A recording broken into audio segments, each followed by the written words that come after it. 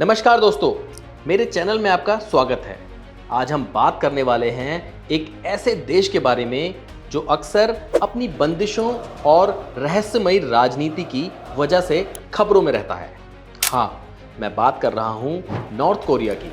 हाल ही में north Korea ने दक्षिण पूर्व एशिया के देशों के साथ अपने रिश्ते मजबूत करने की कोशिश की है, खासकर वियतनाम और लाओस के साथ। तो आखिर क्या वजह है इसके पीछे? क्या किम जोंग उन की नई रणनीति कुछ अलग है? चलिए विस्तार से समझते हैं।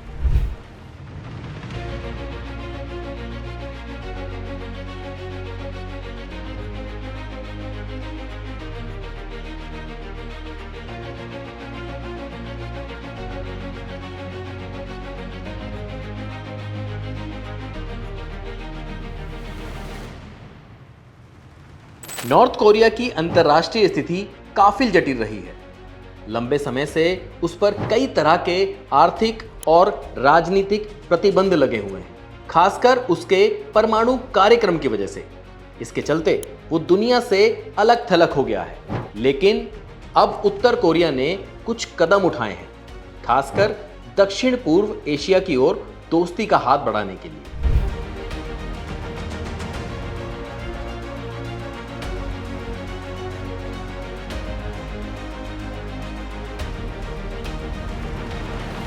पिछले महीने वियतनाम के कम्युनिस्ट पार्टी के महासचिव जो लाम नाम के नेता हैं, उन्होंने उत्तर कोरिया की यात्रा की। ये यात्रा बहुत खास मानी गई क्योंकि 18 सालों में वियतनाम किसी बड़े शीर्ष नेता की पहली यात्रा थी। इन दोनों देशों ने आपसी सहयोग बढ़ाने का इरादा जताया, खासकर रक्षा और स्वास्थ्य जैसे क्षेत्रों में।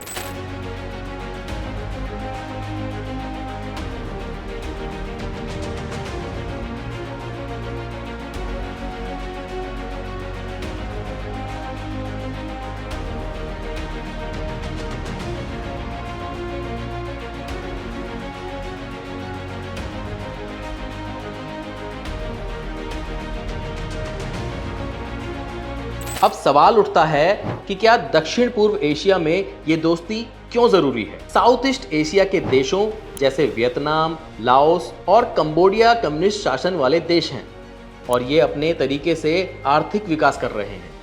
ये देश अक्सर चीन, अमेरिका के बीच राजनीति में संतुलन बनाए रखने के लिए उत्तर कोरिया के देशों के साथ दोस्ती का हाथ बढ़ाकर आर्थिक और राजनीतिक समर्थन हासिल करना चाहता है। ये उसकी नई राह हो सकती है जो उसे अकेलेपन से बाहर निकाल सके।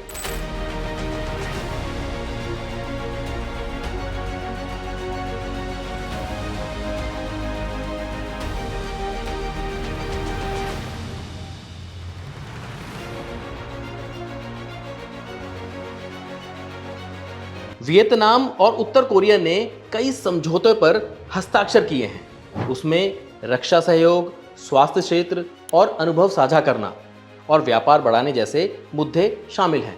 वियतनाम अपनी अर्थव्यवस्था को तेजी से आगे बढ़ा रहा है और वह तकनीक व औद्योगिक क्षेत्र में प्रगति भी कर रहा है। उत्तर कोरिया वियतनाम के साथ अच्छे संबंध बनाए रखे तो ये उसके लिए एक बड़ा लाभ हो सकता है। लाओस के साथ भी बातचीत जारी है और वहाँ की सरकार ने उत्तर कोरिया के साथ आर्थिक सहयोग बढ़ाने की इच्छा जताई है।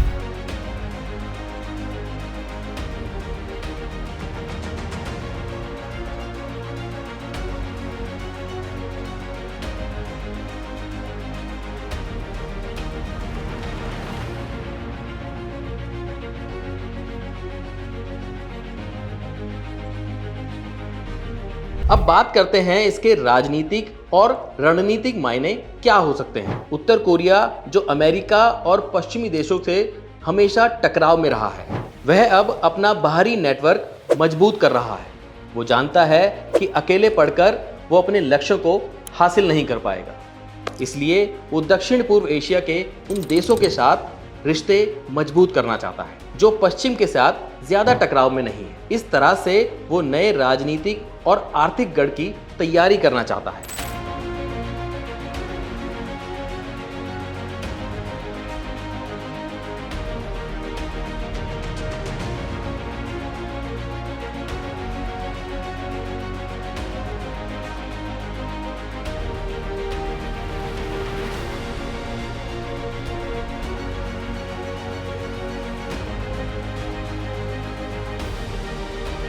हालांकि ये कदम आसान नहीं है, क्योंकि चुनौतियां भी हैं। पहली, अंतर्राष्ट्रीय प्रतिबंध अभी भी लागू है, इसलिए उत्तर कोरिया को सीमित संसाधनों में काम करना होगा।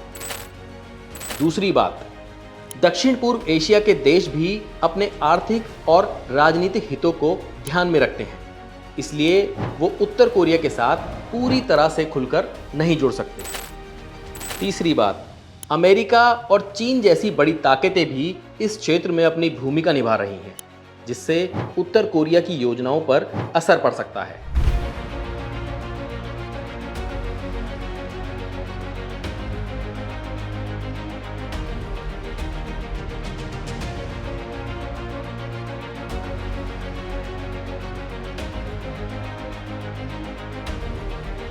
तो दोस्तों, कुल मिलाकर उत्तर कोरिया की दक्षिण पूर्व एशिया की ओर बढ़ती दोस्ती कूटनीतिक राजनीति में बड़ा बदलाव दिखाती है। किम जोंग उन ये सोच चुके हैं कि दुनिया में जुड़ना और दोस्त बनाना जरूरी है, ताकि देश आर्थिक और राजनीतिक रूप से मजबूत हो सके। लेकिन ये राह आसान नहीं होगी। आने वाले समय में हमें देखना होगा कि ये दोस्ती कितनी पक्की होती है और क्या असर दुनिया की राजनीति पर इसका पड़ता है।